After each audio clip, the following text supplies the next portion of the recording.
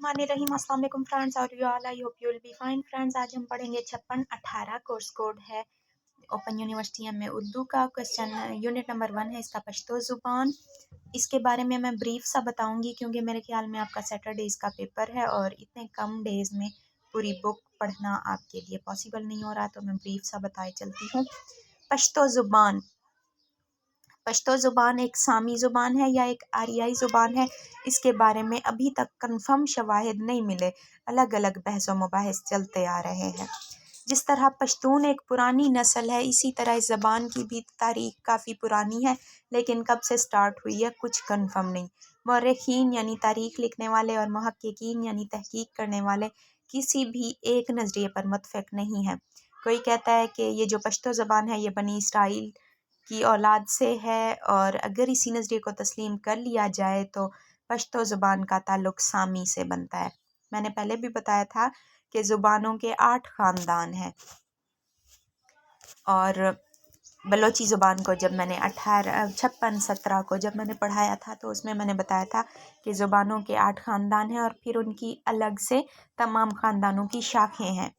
पश्तो ज़ुबान अगर बनी इसराइल से इसका ताल्लुक़ हो तो ये सामी ख़ानदान से होगी, लेकिन अगर हज़रत इब्राहीम अलैहिस्सलाम के दौर से इसका ताल्लुक़ होते ही तो ये इसका ताल्लुक़ क्या होगा, आरियाई ख़ानदान से होगा, लेकिन कंफर्म शवाहिद नहीं मिलते। ज़्यादातर रुझान आरियाई ज़ुबान की तरफ है। पश्तो एक आरियाई ज़बान के तौर पर। नेक्स्ट सब हेडिंग को हम डिस्कस करते हैं। जो लोग पश्तो को आरियाई ज़बान समझते हैं और पश्तूनों को आरियाई नस्ल तस्वुर करते हैं, वो भी अपने दावे की बुनियाद पर पश्तो और आरियाई ज़ुबानों के मुश्तरक अल्फाज को बहस में शामिल करते हैं। यानी कि अगर हम किसी भी नज़रिए को देखें तो उनके शवाहिद हमें हर नज़रिए के अपनी अपनी जगह ठीक नज़र आते हैं। यूरोपी मुस्तशरिकीन कौन होते हैं? वो लोग जो मगरबी तहज़ीब व तालीम के से वाबस्ता हों, लेकिन वो मशरक़ी अदब में भी इंटरेस्ट लेते हों, जैसे प्रोफेसर आर्नल्ड थे, गारसान दितासी वगैरह थे। तो वो मगरबी तहज़ीब व तालीम के से वाबस्ता और वहीं के रहने वाले, लेकिन हिंदुस्तानी अदब से उन्हें काफ़ी दिलचस्पी और लगाव था। मुख्तलिफ मुस्तशरिकीन और मौरखीन यानी तारीख़ लिखने वालों का कहना है कि जो पश्तो ज़ुबान है इसका ताल्लुक़ हिंद आरियाई से है और उनके शवाहिद कुछ ज़्यादा जानदार मालूम होते हैं सामी नस्ल की निस्बत, सामी ख़ानदान की निस्बत। नेक्स्ट है जी पश्तो की क़दामत। अब मैं थोड़ा कॉन्सेप्ट आपको देती जा रही हूँ, आपने इसको थोड़ा डिटेल दे के लेंथी करके लिख देना है। पश्तो ज़ुबान की क़दामत के बारे में कहा जाता है कि पश्तो ईरान का एक बादशाह था जिसका नाम था दारियुश कबीर।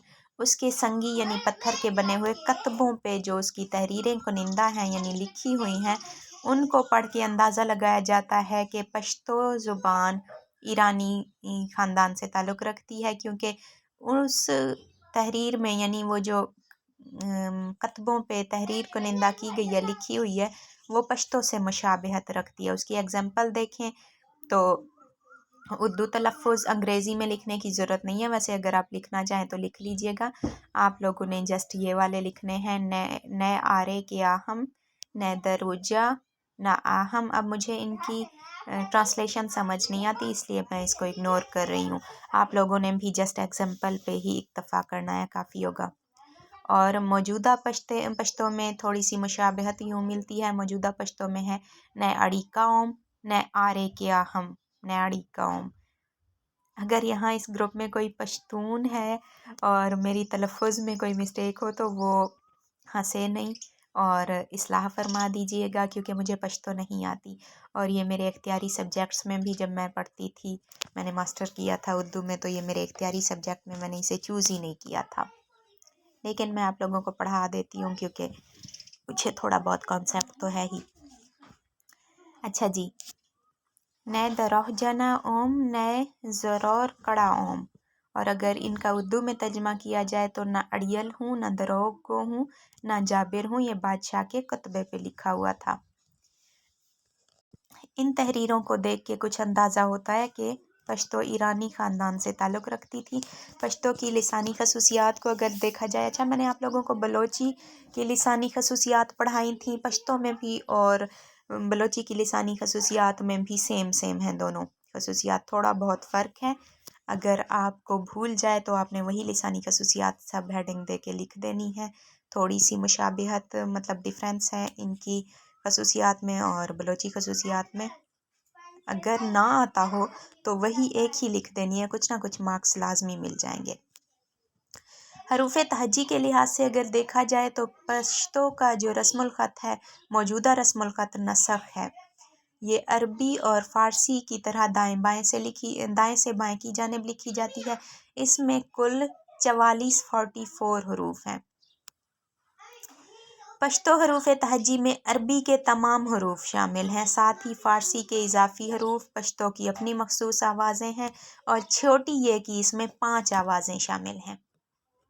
पश्तो में कुछ हरूफ जैसे टे, डाल, ड़े, गाफ वगैरह की एक ही आवाज़ लिखे तो इन्हें अलग अलग जाते हैं, लेकिन इनकी आवाज़ एक ही पड़ी जाती है। फ़र्क सिर्फ इतना होता है, ये जो टे, डाल, ड़े वगैरह की ऊपर वाली टोपी है, कुछ लोग इसे टोपी कहते हैं तो कुछ क्या कहते हैं, मुझे इसके बारे में नहीं कंफर्म। इसकी जगह कुंडा लगा दिया जाता है। कुंडा क्या होता है? कुंडे का इजाफा किया जाता है। ये देखें, ये ब्रैकेट में छोटा सा ऊपर सर्कल लगाया हुआ है, दायरा, ये देखें, ये कुंडे का इजाफा किया जाता है, इसे कहते हैं, इस अलामत को कहते हैं कुंडा। इसका इजाफा किया जाता है। इसके अलावा भी कुछ आवाज़ें जैसे ते, दाल, रे वगैरह की भी इनकी पश्तो ज़ुबान में एक जैसी आवाज़ें होती हैं। अच्छा, छोटी ये की और ये की इसके जो 5 आवाज़ें हैं वो कुछ इस तरह से हैं, या मजहूल बड़ी है या मखसूस छोटी है, जबकि उर्दू में इनकी आवाज़ें डिफरेंट हैं। इसको सिर्फ पश्तो तक ही आप महदूद रखिएगा इन आवाज़ों को। या मसरूफ़, जबकि उर्दू में या मारूफ होता है, या तानीस या फ़ेली। पश्तो ज़ुबान के दो नुमायाँ लहजे हैं। एक कंधारी लहजा है जिसे नरम लहजा भी कहा जाता है, दूसरा यूसुफ़ज़ई लहजा है जिसे सख्त लहजा कहा जाता है। ये लहजे कैसे बनते हैं मैंने बलोची वाले लेक्चर में 17 में भी बताया था कि जब बहुत सारा थोड़ा सा भी फासले पे यानी कुछ इलाके क्रॉस करने के बाद कोई आबादी होती है कि ज़बान की, तो उनके वहाँ के आसपास की बोलियों के असरात की वजह से उनके लबो लहजे में डिफरेंस आ जाता है। इस तरह से तमाम बोलियों के मुख्तलिफ लहजे बन जाते हैं। पश्तो का उर्दू से ताल्लुक़ मुख्तसर बताती जा रही हूँ, आई होप आपको अच्छे से समझ आ जाएगा। पश्तो का उर्दू से ताल्लुक़ और फ़ारसी का उर्दू से ताल्लुक़, इनमें थोड़ा बहुत फ़र्क है। एक को याद कर लें तो दूसरा 70% आपको आ जाएगा। मैंने पहले भी बलोची वाले लेक्चर में भी बताया था कि पश्तो, बलोची और उर्दू और फ़ारसी का ताल्लुक़ कैसे है, इसी तरह। अच्छा, यहाँ मैंने एक और सब हेडिंग ऐड करनी है, पश्तो का अरबी और फ़ारसी से ताल्लुक़। अगर ये हेडिंग भी ऐड कर देंगे तो आपको अच्छे मार्क्स मिल जाएंगे।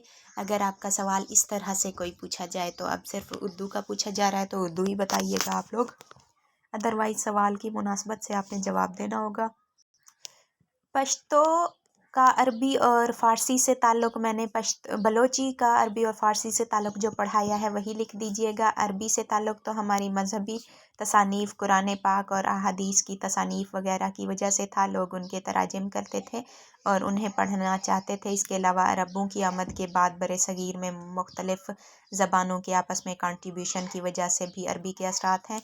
और फ़ारसी उस ज़माने में सरकारी ज़ुबान होती थी, लोग पढ़ने जाते थे अपनी मादरी ज़ुबान के अलावा। जैसे आजकल सराइकी, पश्तून सभी उर्दू पढ़ रहे हैं, तो फ़ारसी उस दौर में सरकारी ज़बान होती थी, कौमी ज़बान होती थी, तो लोग फ़ारसी में जाके पढ़ते थे, इसलिए पश्तो पर भी अरबी और फ़ारसी के असरात थे। इस तरह अगर उर्दू और पश्तो का आपस में ताल्लुक़ देखा जाए तो इन दोनों का आपस में गहरा ताल्लुक़ है। क्योंकि अब जो कि उर्दू कौमी ज़ुबान है और जब से उर्दू वजूद में आई है तब से इसका बाकी दीगर ज़बानों के साथ काफ़ी कंट्रीब्यूशन है। इस वजह से उर्दू काफ़ी पॉपुलर हो गई थी बरे सगीर में, जिस वजह से बाकी ज़बानों में इसके काफ़ी असरात हैं।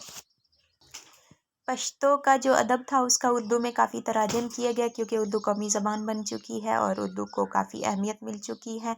तो दुनिया की बड़ी ज़ुबानों में उर्दू का शुमार होता है। पश्तो का जो अदब था उसके उर्दू में तराजिम हुए, तो वो काफ़ी सारे अल्फाज इस तरह भी आपस में कंट्रीब्यूशन की वजह से मिक्स हो जाते हैं। जैसे कुछ एग्जांपल्स अगर देखें तो उर्दू में जंगल, पश्तो में जंगल, हाँ कल भी है ब्रैकेट में, शायद 2 बार कहा जाता है। मुझे पश्तो नहीं आती इसलिए मैं सिर्फ एग्जांपल्स पे इक्तफ़ा करूँगी। जंजीर है उर्दू में, तो पश्तो में है जंजीर, जंजीर। अच्छा, टिपिकल सराइकी, पुराने ज़माने की जो सराइकी है उसमें भी जंजीर कहते हैं हमारे बड़े बुज़ुर्ग। खारिश है अगर उर्दू में, तो इधर है खारिश और खार नबी, पता नहीं क्या है ये पश्तो का वर्ड। शाख है तो इधर बनाख और खाख वगैरह। वेरान, वरान, छाज, चज, इनमें से 3-4 आपको याद हो जाएं काफ़ी हैं। मेरे ख्याल में क्लियर हो गया होगा, ज़्यादा टाइम नहीं वेस्ट करती। पश्तो ज़रबुल मिसल पे आते हैं। ज़रबुल मिसल जितना मैं बता रही हूँ उसको अगर थोड़ा सा आप डिटेल दे के लिख लेंगे तो आपको बहुत अच्छे मार्क्स मिल जाएंगे। पश्तो ज़रबुल अमसाल को अगर देखा जाए तो ज़रबुल मिसल पहले होती क्या है ये आपको पता होना चाहिए।